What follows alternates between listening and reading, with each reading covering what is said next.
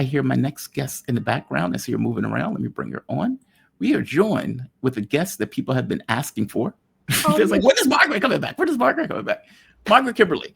Margaret Kimberley, she's senior columnist and editor for Black Agenda Report and author of Presidential, Black America, and the Presidents. How you doing this morning? You doing okay? I'm doing great. It's nice to be back. It has been a few weeks, like a month or so. So it's been a little bit, and people are like, "Where's Margaret?" Somebody said yesterday, "Where is Margaret?" I said she'd be on tomorrow. They're like, "Yes, good, thank you." I would like to hit two articles that came out in Black Agenda Report. Okay. One, because a person who watches the channel sent me the article. In fact, sent it like 4 times. I'm being serious. She sent it like 4 times. She's like, "You must read this article." And it's this one. Now, you didn't write this one, but it's on Black Agenda Report. The second one you did write. Mm-hmm. Both are super interesting to me. So this one is called Capitalism Hijacked the World to Keep Contributing to Genocide. BRICS Proves It. And there are some profound statements in this that I radically agree with. One of them makes this point. It says, this is not hypocrisy, because the author is making this argument that regardless of all of this talk about a second economic system and something that's pushing back against the West, BRICS is still based on capitalistic incentive. That's right. It's still working with Israel to every degree that all of those other European countries are, for that matter, that the US is. And the author makes the point. This is not hypocrisy. This is something more systemic and more terrifying. These are not evil people making conscious choices to enable genocide. They are trapped actors in an economic system that evolved beyond human intention, a system that now operates according to its own logic of profit and growth, indifferent to moral horror it produces. And one last one before I bring you in. The other one, she said, or the person said, this reveals capitalism's ultimate achievement. It has created a machine so complex, so interconnected, that it can compel an entire species to participate in its own moral destruction while everyone involved insists upon their innocence. That is profound, and that is correct. Give me your take on that. Effectively, this notion of BRICS, all of which protest loudly what is taking place in Israel, and yet all of which, to varying degrees, have investment, are contributing to the economy of death. Yep. They make the point about China selling drones, those drones being converted into things that murder children on a daily basis. Even South Africa, who sent Israel to the genocide court and yet still has some kind of financial or economic relationship with Israel. Give me your take on that. Well, this is a reprint from Bet Beat Media, which I had not heard of before, I'm going to admit, but now I was very impressed with it. So we decided to print it because it answers a lot of questions, things that were seemingly mysterious. And I personally felt this aha moment about the BRICS and what they do and don't do. They clearly want to flee dollar domination. Yes. And the U.S., especially now with the Trump administration, they're all trying to protect themselves from this unpredictable administration, which, like Trump himself, is rash and just decides, okay, your tariffs are going to be X%. Or, Brazil, one of the BRICS founding members. We don't like how you're treating Bolsonaro, your ex-president. So you're going to pay tariffs because of that. So, and China, China has all the cards financially. So they say, okay, we don't have to buy soybeans from you. We'll buy them from Brazil, right. Which, and I'm glad they have that ability to free themselves. But ultimately, these are capitalist countries. We're not talking about, China is politically socialist, but allows a private sector to thrive. We are talking about a state regulated kind of capitalism. I'm blanking on the terms that people have used to describe it. But as long with capitalistic characteristics or something, Chinese, with Chinese, yeah, that's it. Yeah, characteristics.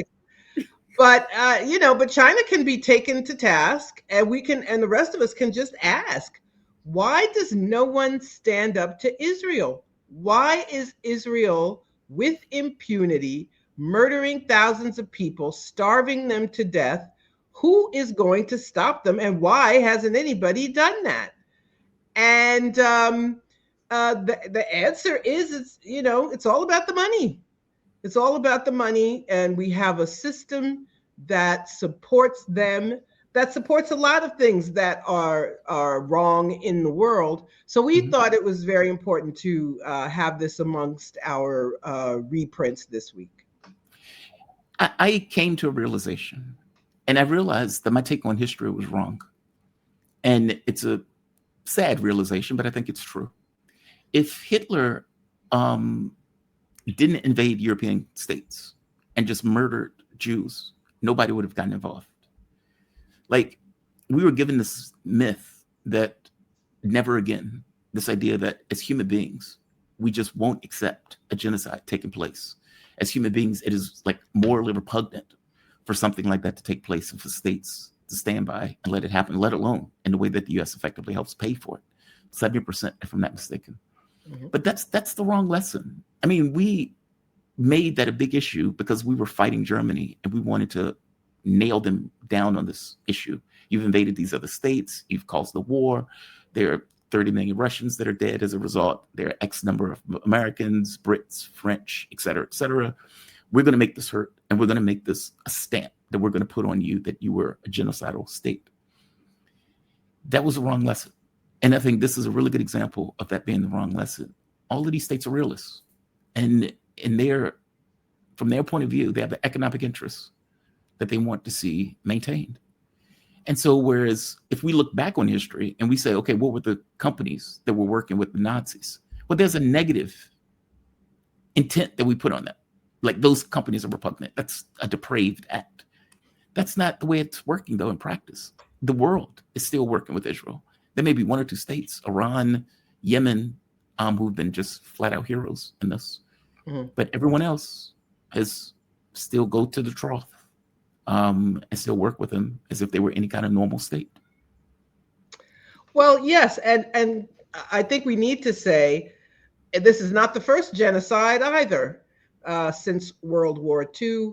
Many people have observed that what Hitler did in Europe was what Europeans were doing all over the world.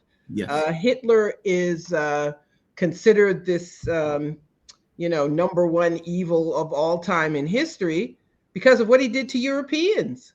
But what did the conquistadors do? What did the pilgrims and settlers do? What did, the alleged good guys in the war? What did France do in Vietnam? What did France do in Algeria? I mean, it's horrible, the war crimes that they committed. What the British did in Kenya in the 1950s. Yep. Atrocities were so terrible, they destroyed the records. And so now you can't find out the details of the genocides they committed. So let's, first of all, be clear, this is not the first one. I'm glad the UN finally got around to saying what Israel is doing in Gaza is a genocide. But at the same time, it makes me angry because millions of people were saying that. We've been saying it for 2 years. Yep. And as your previous guest was pointing out, that it was also not new. Israel's foundation. So this idea, I think that what you're touching on, that somehow evil was defeated in this particular moment in 1945, and there was going to be a new world. Well, yes and no, because it was a war of colonial rivals. Also, Britain and France went right back to their evil doing.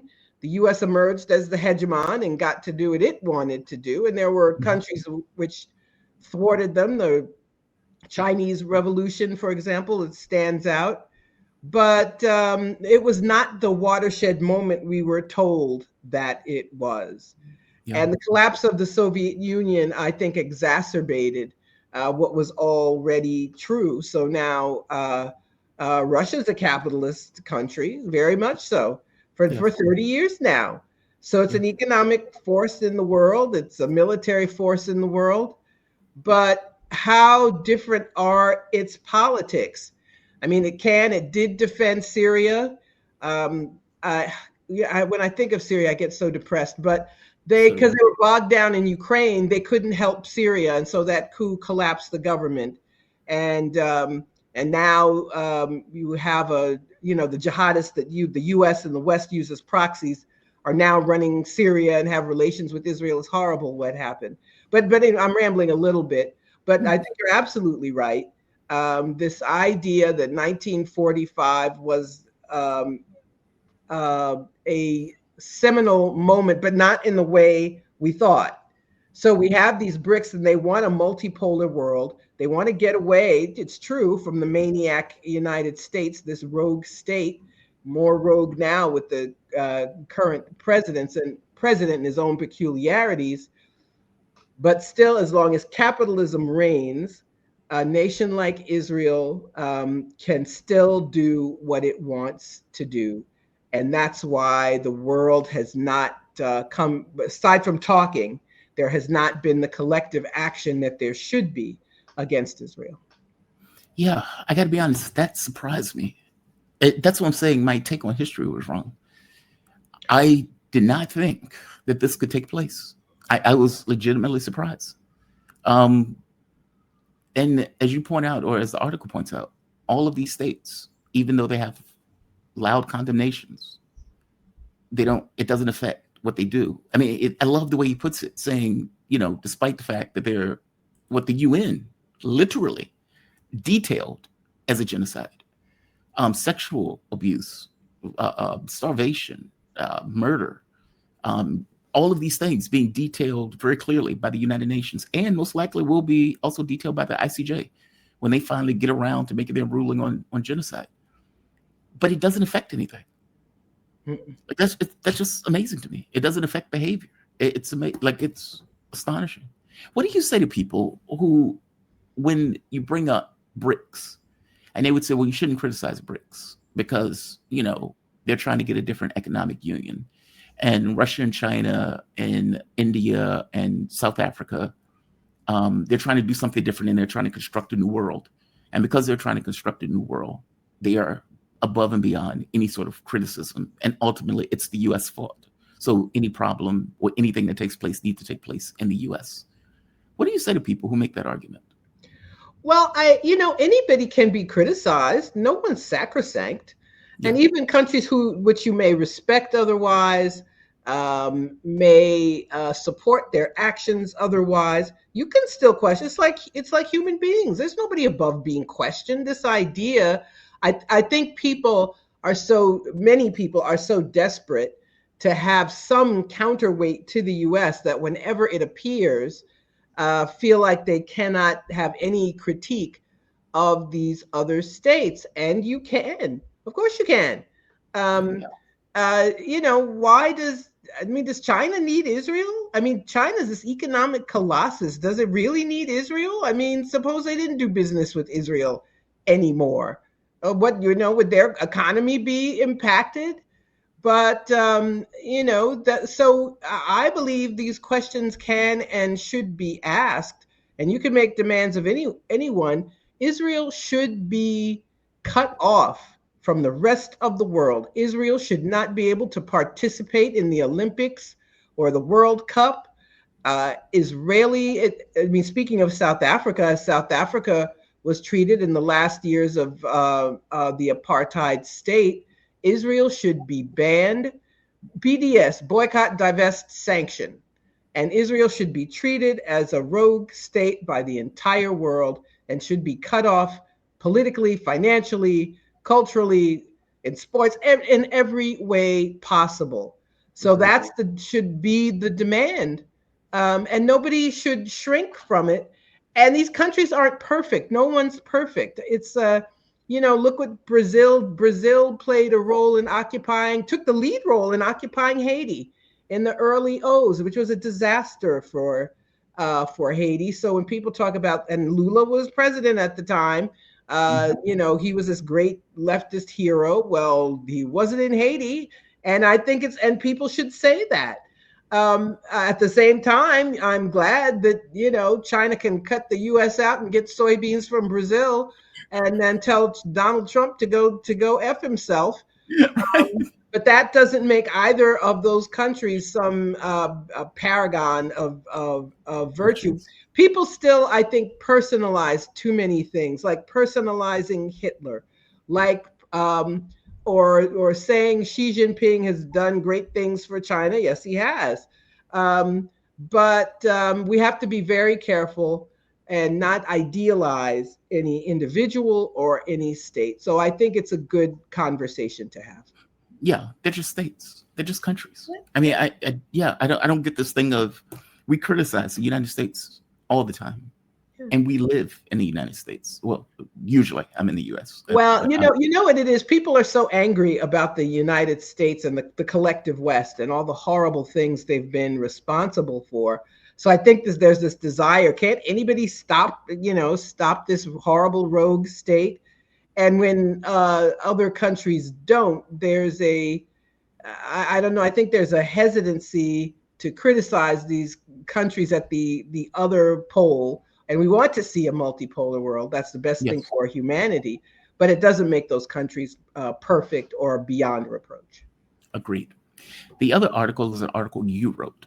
And I read through this article, and I agree with every last word that was in this article. And my audience knows me. I argue with everybody that comes on this channel.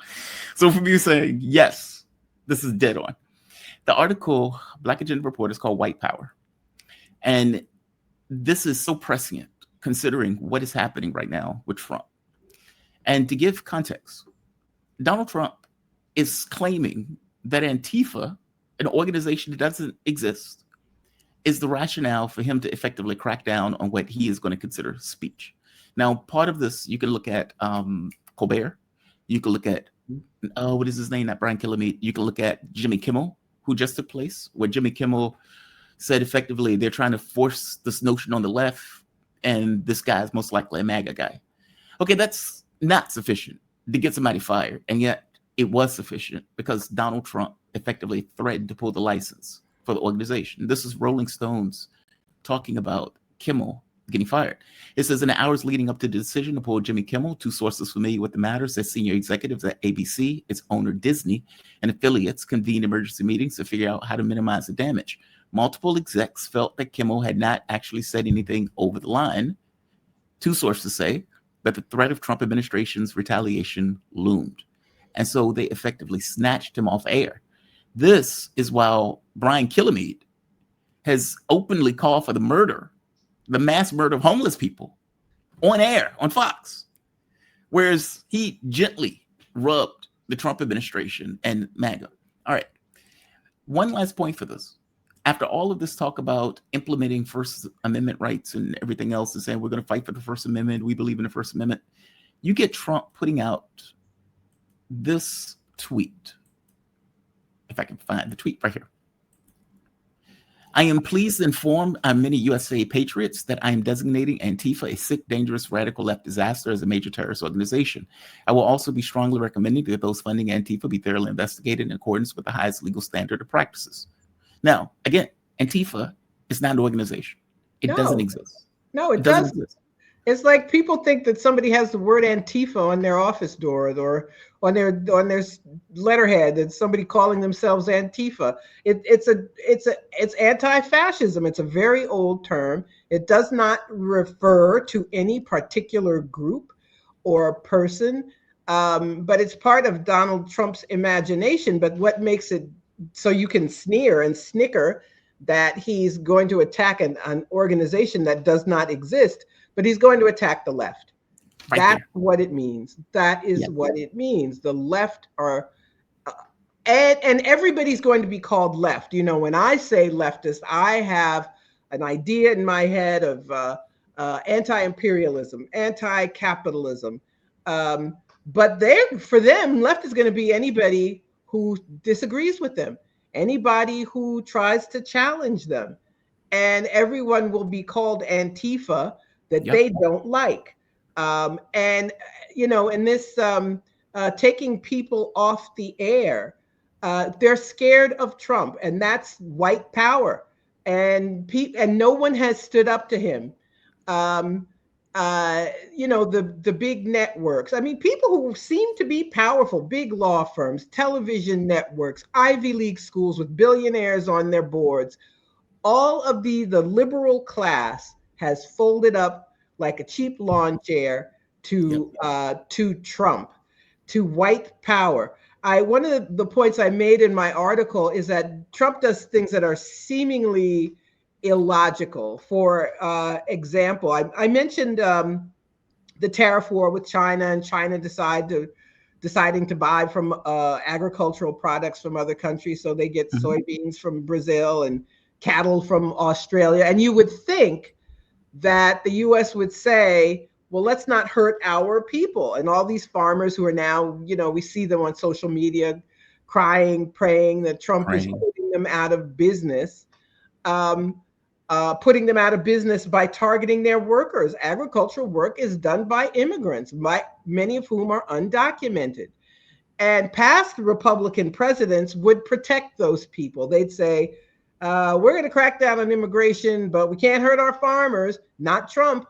It's all his priority is getting non-white people, as many as possible, out of the United States. That's white power. He protects whiteness as he sees it, and he does not want to be challenged. So that's why I called it white power. And the people who knuckle under believe in it too. I mean, ultimately, if you're not doing anything, if you're not saying anything, well, how much different are you? This whole Charlie Kirk, it's like a bizarro world. For the last week since Charlie Kirk was killed, and they've said they're going to crack down on hate speech. It's interesting to me because he was very clear. There's no such thing as hate speech. Yes. The First Amendment. And now they're like, yes, screw what he said. And his death is very murky to me. I am not accepting this narrative. And I believe it's important to have facts at one's command. But these, lone nut gunmen who, and they're trying to say the shooter, the young man who's been arrested, was a leftist. There's no proof of him having any ties to any left organizations. Apparently his roommate was trans, and okay, well, they're the new bogeymen, trans people. But it's very odd, and leaving out the fact that he came from a gun-loving family. I don't know if you saw the pictures his mother took off of Facebook herself with guns all the time. So this is conservative Utah. And what inspired him to do this, we don't know. But on Discord, this weird language that I was not familiar with at all. But it's not left wing. I'll just put it that way. So they were already. So we have a president who said, we're going to get as many people of color out of the United States as we possibly can. We don't care if it hurts the farmers who voted for me. We want to make America white again. And so they're getting out. So China, cutting off your nose to spite your face. We're going to have these tariffs against China, which hurt a lot of American businesses, but they don't care. That's their priority. But what do we see so-called liberals doing? Ezra Klein in the New York Times. What a butt kisser. I mean, I'm sorry. There's no other way to describe him. I'm grieving for Charlie Kirk. It was so terrible. We can't keep doing this. I can't keep doing what? He claimed that he did politics the right way. I mean, Charlie Kirk was a degenerate racist, anti-immigrant, anti-LGBTQ. Like, this was not a good person. And they're acting like he was some kind of civil rights icon. Having him, I don't know if you've seen the pictures of him and Jesus, him and Malcolm X shaking hands. Horrible. And I'm going to tell you something else. One of the things Turning Point USA, his group, did, they attacked a lot of professors. People were doxxed, harassed, fired. So this is doing politics the right way. What is Ezra Klein talking about? But Ezra Klein and other liberals, they want to stay at the top. They have access. You have a column in the New York Times. You get to write some stupid book about abundance. We could talk about that sometime, some neoliberal gobbledygook. That's all it amounts to, being promoted by Democrats. So as far as I'm concerned, Ezra Klein is a follower of white power as much as Trump. And I'm tired of people also who, on the one hand, want to say Trump's dangerous, a dictator, authoritarian, a fascist, Hitler's cousin, blah, blah, blah. But when they have an opportunity to stand up, they don't take it. Or they just go along. These networks, ABC settled with Trump, CBS settled with. These are lawsuits they definitely would have won. But they're not even bothering now. The TikTok, and I want to say TikTok is not a Chinese company. That is to say, it's not from the China wasn't running TikTok. Yeah. Yes, but it's just been turned over to Zionists. Yep. So TikTok people, what they should have said is, we're out of the U.S. We're not cutting any deals with you. You're in a market we're not going to have. But what did they do? As the authors say, they went along with the money.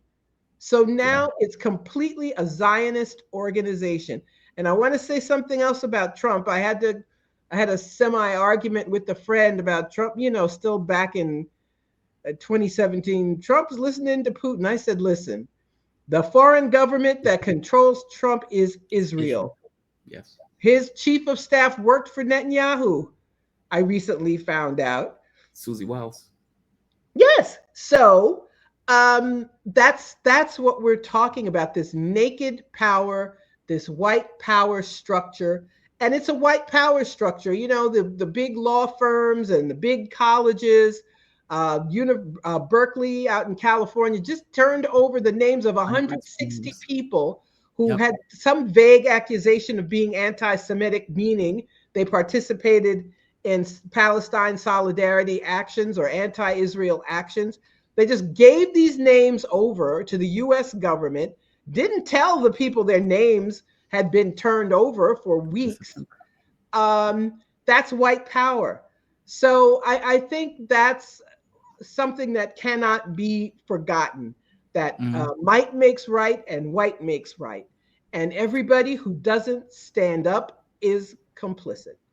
You also make the point about these rich people who you like. I give you an example. Zuckerberg is a really good example of this.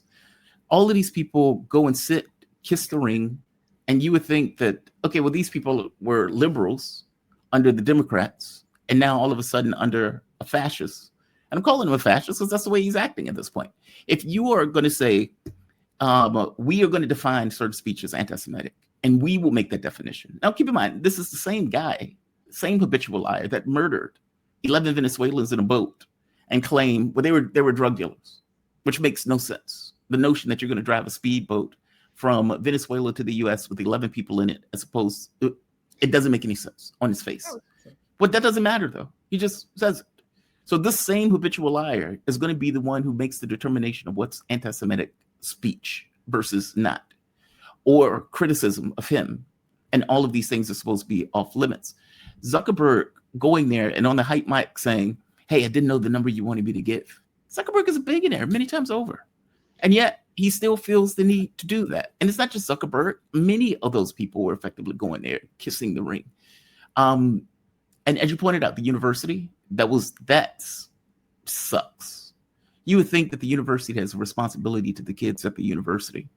Apparently not so much. They just gave over the names, having no idea what the administration is going to do with those names. What this also points out is the Democratic presidents, and I'm not saying we want another Trump-like figure, but it also shows the power of the presidency, which Democrats never want to use on behalf of their people, on behalf of the policies and initiatives that Democratic voters want them to carry out. They're always helpless. Well, the parliamentarians said we couldn't do this, and we wanted to raise the minimum wage, but actually we can't.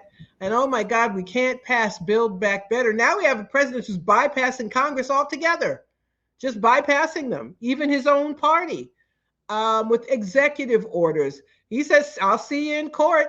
And sometimes he wins and sometimes he loses. And what I hope is, if there's ever a Democratic president again, that nobody falls for this, what we can't do, our hands are tied, you're asking for too much, don't let the perfect be the enemy of the good, or some nonsense meaning, screw you, we're not going to do what you want. I want people to remember this. It's a powerful office. Yes. And I don't want a president to have networks taking people off because they say off the air because they say something he doesn't like. But this shows what liars the Democratic presidents have been when they tell people that there's something they know their people want, and then they don't do it. It's because they don't want to. And that's because of the oligarchic class. Bernie Sanders is running around talking about oligarchs. Well, the Democratic Party has oligarchs. They're the ones kept him from getting the nomination twice. Yep. But that's white power too. So I just wanted to, I struggled with, the name of the title and what to call it. But I also write about the big tech billionaires, Tim Cook, Zuckerberg, Bill Gates, Jeff Bezos, most of them before he was even inaugurated, they all gave $1 million personal for Trump's inauguration committee. Some of them turned up, Bezos and Zuckerberg and some others turned up at the inauguration. They, as powerful as they are, they also depend upon the US government to get things they want. Yes. And so they are all colluding with the fascists. And that's white power as well. And I don't care that in the past they gave money to Democrats. Now they are making clear the new boss in town, the racist fascist bosses in town, and we are going to work with them. We're going to go along to get along. And that means they are going along with white power too. And if you're going to call Trump a fascist, you need to call them fascists as well. Yeah. I mean, I think what people miss is that this is not about their quote unquote values. It's about cash. They're oligarchs. Mm-hmm. And oligarchs are going to want to stay near the power structure, and whatever their power structure is. They're not, whatever their personal preferences are, at the end of the day, they're going to align themselves in a way that they can continue to make more cash. In this case, you have all of these people that's come in and kiss the ring. I'm curious on something else. How far do you think he's going to take this? Laura Loomer, Trump whisperer, came out with this. And, I made a post pointing out that this is one of the most fascist things in the world. That for all intents and purposes, you are effectively going after an organization that doesn't exist to create a stalking course to go after people who you just don't like and who's putting out things and thoughts that you just don't personally like. And you are trying to sick Pam Bondi on these people. I don't know if you've seen her statement where Trump is like, he wants to go after Code Pink because he didn't like the fact that Code Pink caught him in a restaurant and was screaming at him. He wants to go after apparently a reporter because he didn't like the question that the reporter asked him. Laura Loomer comes out and I think says the quiet part out loud, which is what I think is true for the cultists that are backing Donald Trump on this. They don't care about America. They're treasonous at their very core. What they want is control and power. And if they can institute a fascist government, they would do so in a heartbeat. And if Donald Trump was the guy to do it, they would back him 1,000%. I was thinking about this over the last few nights while I couldn't sleep. I have to say, I do want President Trump to be a dictator. The left thinks he is. And I want the right to be as devoted to locking up and silencing our violent political enemies as they pretend we are. Well, that's the word violent, right? But violent is contextual because they say that anybody who criticized Charlie Kirk was effectively getting Charlie Kirk killed. This is nonsense. I've had enough of the left only thinking we will defund them, prosecute them, lock them up, and dismantle their power for generations to come. It just needs to happen. I suspect Donald Trump agrees with everything Loomer just said there. Well, they do everything she wants. Do you know there was a program that brought kids from Gaza to be brought here for medical treatment. And the Trump administration, it wouldn't have happened if the administration hadn't allowed it. Laura Loomer goes on Twitter, says all the little kids are Hamas, and they end the program just like that. And I want to say this notion of they're doing what liberals do. Liberals do not have that kind of apparatus. Now, I don't know why, They're liberals with money. I mean, Kamala Harris, I'm using the term liberal very loosely, though. Lest we forget, Kamala Harris raised $1 billion for her dumb campaign. So they're Democrats with a lot of money. There's nothing to keep Democrats from developing this kind of apparatus where in a matter of days, they come up with a list of people who should lose their jobs, a list of people they want to defund, attacking the 501c3. That's the next thing that's going to come down the pike. Taking away the 501c3 status of organizations who they do not like. A brief conversation yesterday, I found out a professor in Texas was fired from his job because he spoke at a socialism conference, not at that campus, by the way, but they just fired him because someone said he's a socialist. And that's what they want to do. That's white power. It's capitalist power. Yes, it's right-wing power, but I'm saying it's white power. And I'm calling out the people who are colluding with it. These butt kissers, the Ezra Kleins of the world. You are either you're with them or you're against them. I'm sorry. And crying about Charlie Kirk tells me you're with them. It's a funny thing. Everything I want is off the table politically. I don't want the U.S. to come up with the pretext for war with Venezuela. I don't want the U.S. Murdering, and it's hundreds of thousands of people in Gaza, by the way. People need to stop using that 50, 60,000 numbers. It's closer to 500,000. Some people say it is 500,000. I don't want that to happen. I don't want my neighborhood to be gentrified. There are all these things I want. I don't want mass incarceration. I'm told you can't have that. You can just forget it. I don't want most of our budget to be for the military. I don't want the U.S. overthrowing governments. All of these things I'm told, well, you can't have that. You can't have that. The Democrats, no, they can't, do any of the things you want. Mamdani comes along here in New York to talk about some of those things.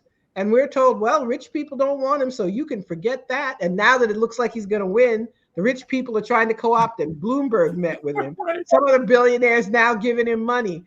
So for me and millions of other people who are told that the things we want are not going to happen and you need to just sit down and shut up, for us in particular, to be told that we can't speak up at all and we have to lionize this piece of crap, this Charlie Kirk guy who I hadn't paid attention to. I didn't know that he said, well, somebody's got to get shot to protect the Second Amendment. He said that. These are kids. Just to be clear, kids. If kids needed to get shot to protect the Second Amendment, fair enough. Shootings.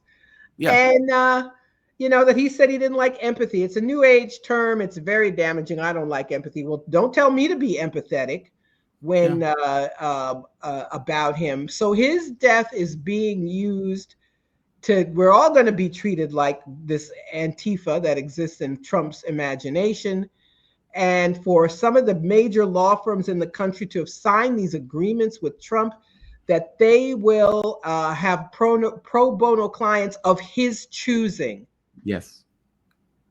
Among other things. It's pathetic. It is. It is. So everybody it's the money. It's all these people want their money. They want their power. They want their positions. So they go along. So they are adherents to white power as much as anybody else, as much as anybody wearing a MAGA hat. Black people were better off in slavery and before the civil rights. Black women don't have the brain power to have a conversation. I mean, there's a litany of videos and people are acting like these videos don't exist. They're lionizing somebody without ever actually quoting the things that he said in oceans of videos. It's amazing. Just bizarre. These people they're complicit and they're cowardly. And I'm just calling them out. Okay, you wanna go down that road? Well, I'm calling you out. How does fascism exist? Fascism exists when everybody goes along with it. Fascism thrives when the liberal class is weak and Collaborationist. So you're all fascists, in my opinion, and all of you believe in white power as much as somebody wearing a MAGA hat at a Trump rally. Margaret Kimberley, you have my deepest appreciation, as Thank always. Oh, wait. I want to show. I always show my book. Please I do. hope people have seen it now. Prejudential, Black America and the Presidents. And I contributed to 2 newly published books, Confronting Counterinsurgency. What's the full title? Cop Cities and Democracies, Terrors, edited by Joy James. It's an amazing book. And this is about From the Flag to the Cross, Fascism American Style, myself, Shama Swant, Chris Hedges, Richard Wolff, among others. So Go get ahead. these books. Yes, From the Flag to the Cross, Aura Books, Confronting Counterinsurgency, Pluto Press. Check her out. Check her out. And just so people know, Margaret Kimberley, she's senior columnist and editor for Black Agenda Report and author of course, Prejudential, Black America and the Presidents. Please send me those books so I can put them into your bio, just so people would know. And when I do the bio, I can just give a rundown of it. Oh, sure. Okay. And you can follow Margaret on Freedom Ride blog, and that is on Twitter. Thank you for this. I always appreciate these conversations, and the audience always love to have you. Thank you. Thank you, Jamal. Good to see you. Bye-bye. All right. Margaret Kimberley is fantastic. Always love to have her. She's a fan favorite, and she's a favorite of mine.